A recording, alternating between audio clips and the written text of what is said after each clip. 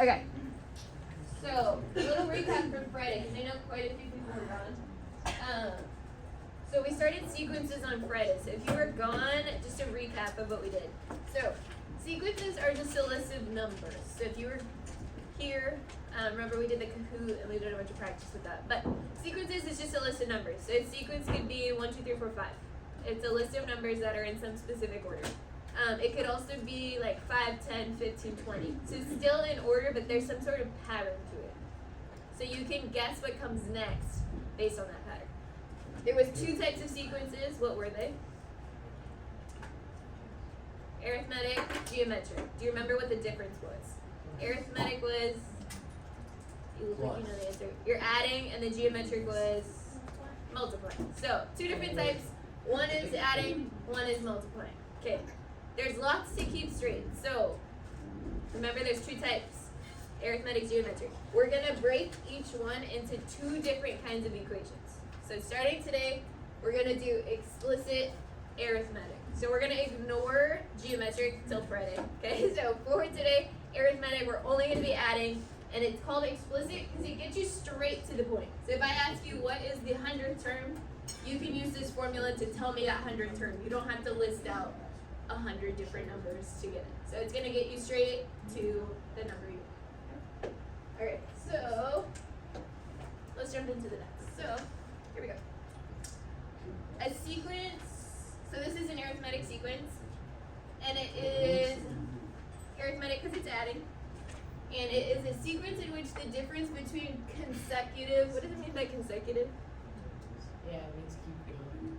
Keep going. Consecutive is like they're next to each other, right? So I could say that 12 and 17 are consecutive terms, one after the other.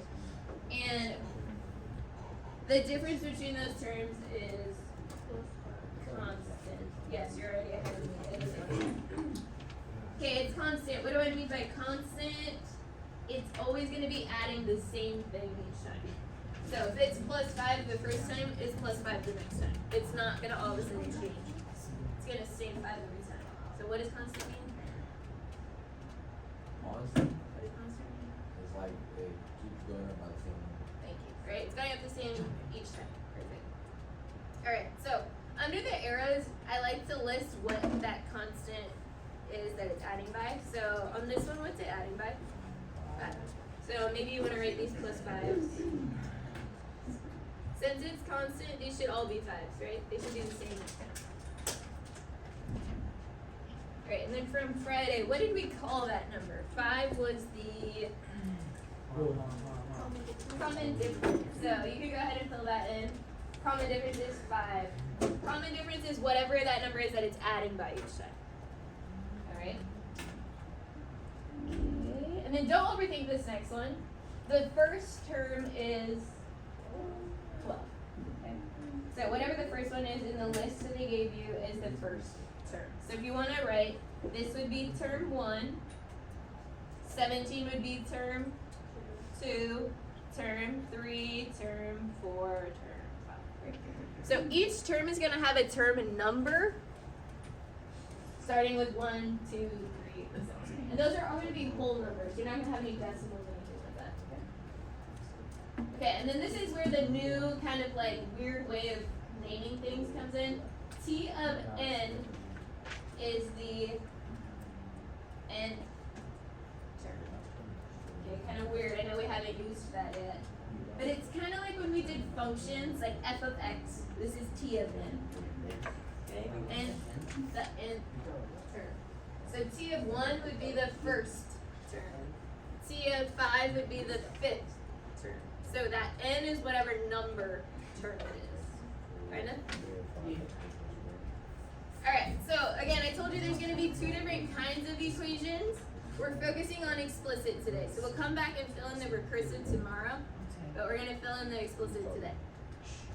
Okay, so a couple of things. M is the common difference. So really this unit, there's so much vocabulary, okay? So like the actual math part isn't too bad, but there's just lots of words and letters that we have to keep straight. So M is the common difference. I want you to think about M like the slope. Okay, y equals mx plus b. C of n equals mn plus b. So this formula is a lot like that slope-intercept form that we've been working with. It's just different letters now. Okay, so m is the common difference. What is it increasing by each time? And then b, okay, this is the funky part that I want you to keep straight. B is t of 0. It's term 0. So it's not the first term. It even comes before that. It's term 0.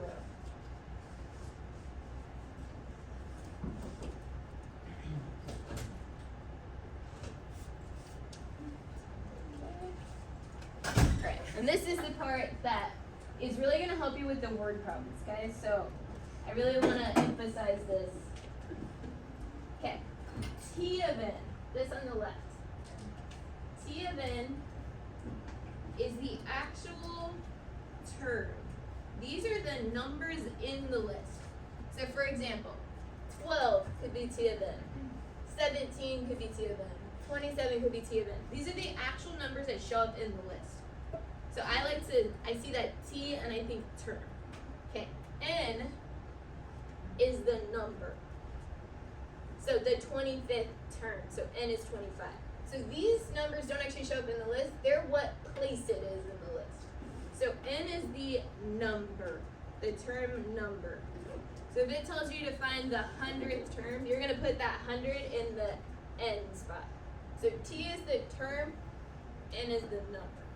So these actually come up in the list or the sequence. This is where they're at in the sequence. Okay? So that's going to help us a lot later in the word problem. So I'll keep reminding you of that. Okay, so that's going to be your formula inside. We're going to come back. We'll touch on this tomorrow. This one's a little bit more confusing, but we're going to focus on this one today. So let's just jump into some examples. I'm going to do a couple with you, and then I'll let you try one on your own. So here's your sequence, 4, 10, 16, 22. So it wants you to find the explicit formula. So there are two pieces of information we need. Just like when we did y equals mx plus b, you need the m and you need the b. So even though now we're talking about sequences and t of n, you're still finding m and you're finding b. So same idea as before. Okay. Remind me, what was m? What does it stand for?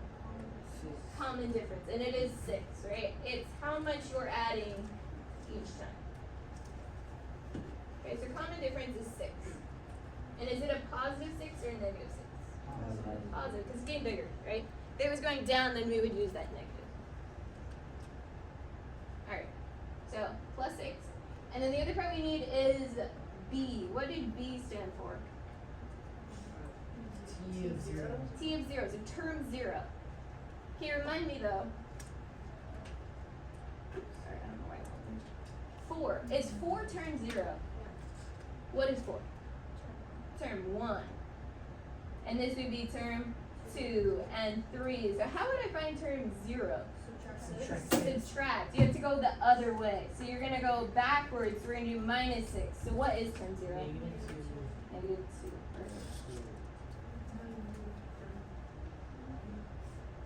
Right. So then we're going to plug those two pieces into my formula, which is up here.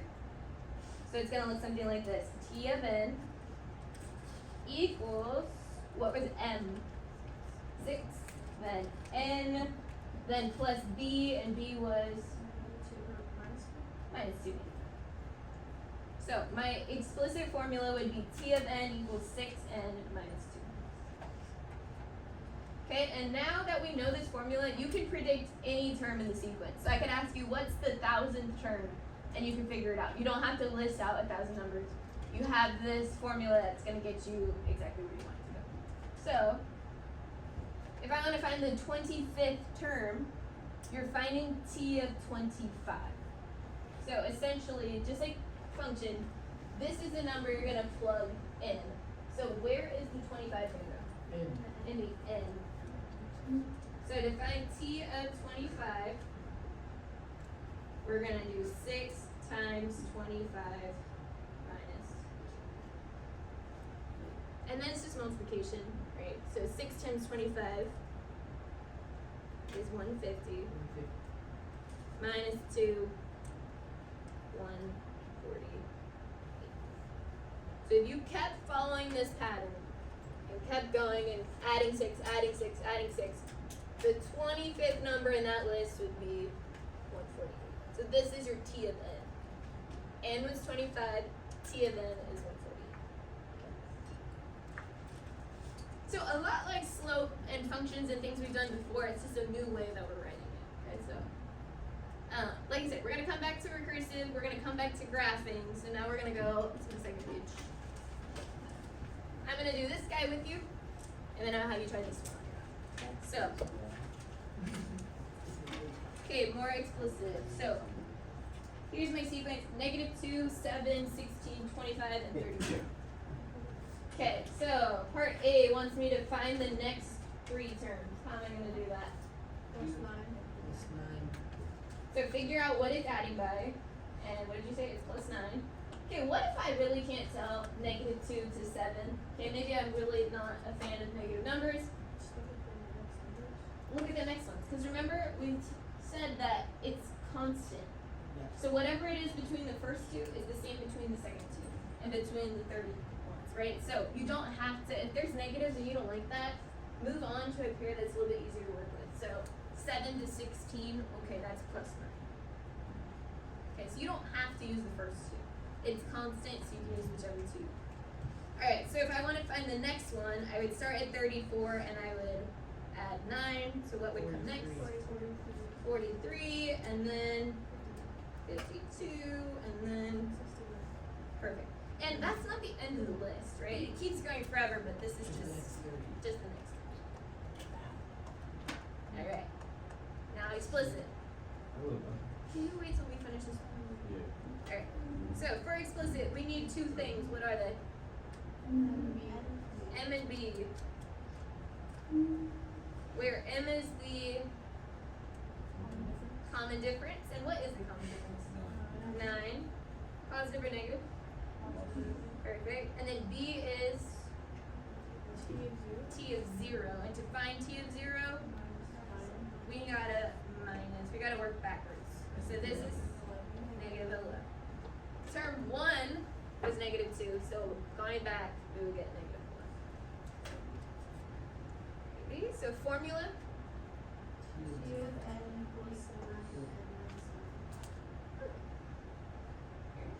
So T of n is equal to the common difference, which was 9 times n, and then it's minus 11, because that's what we found for term 0. Alrighty, and then we've seen this before also. It's not always going to be 25, but how would we find the 25th term? Put it in for n. Yeah, in for n. It's like a tongue twister. Okay, so you're essentially finding T of 25. So we would go 9 times 25 minus 11. Maybe, so 9 times 25, 225 minus 11, 2 4.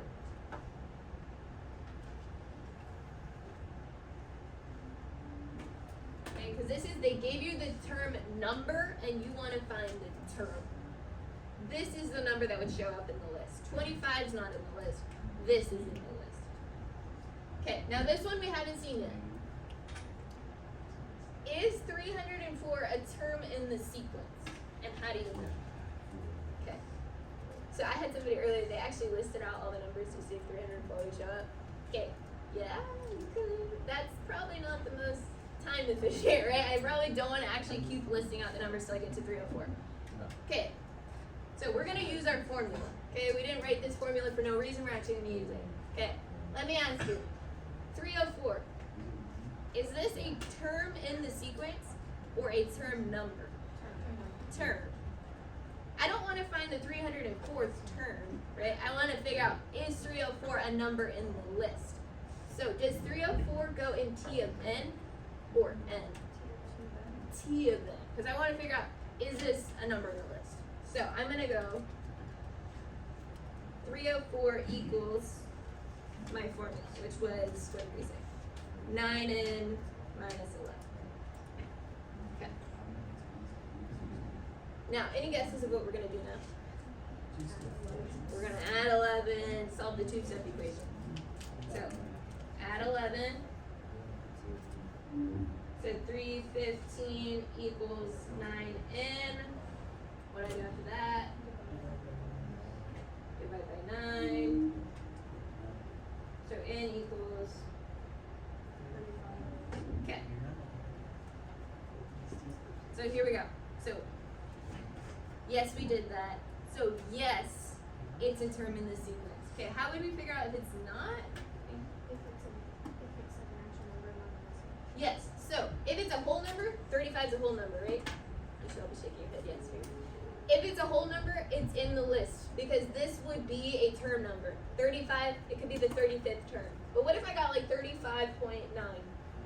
No, because you can't have a decimal for the term number. So if it comes out a whole number, a positive whole number, right? You can't have term negative 9, right? So it's got to be positive and it's got to be a whole number, then it is in the sequence. So all we would say for our how do you know? Yes, since n is a whole number, and you can kind of shorten this whole number, then 304 is a term in the sequence. And I'm running out of room. Okay, so that's how you check. You got to figure out if n is a whole number, a positive whole number. Then it's in the list. Any questions? I know we've kind of moved through it quickly, but you ready to try one on your own? Alright. So go ahead and try number 2. So same thing, find the next terms, write the formula. This is the only one that's a little bit different, so I don't want to give you too many hints. I want to see what you come up with first. And then part D is exactly what we just did. Is it a term in the sequence? How do you know? So this is kind of the challenge one for you. See if you can figure that out. So go ahead and try that. Work together, okay? You don't have to work by yourself. Work with the people next to you, see if you can come up with those, and then we'll come here. Sound good? If you need help, just get my attention.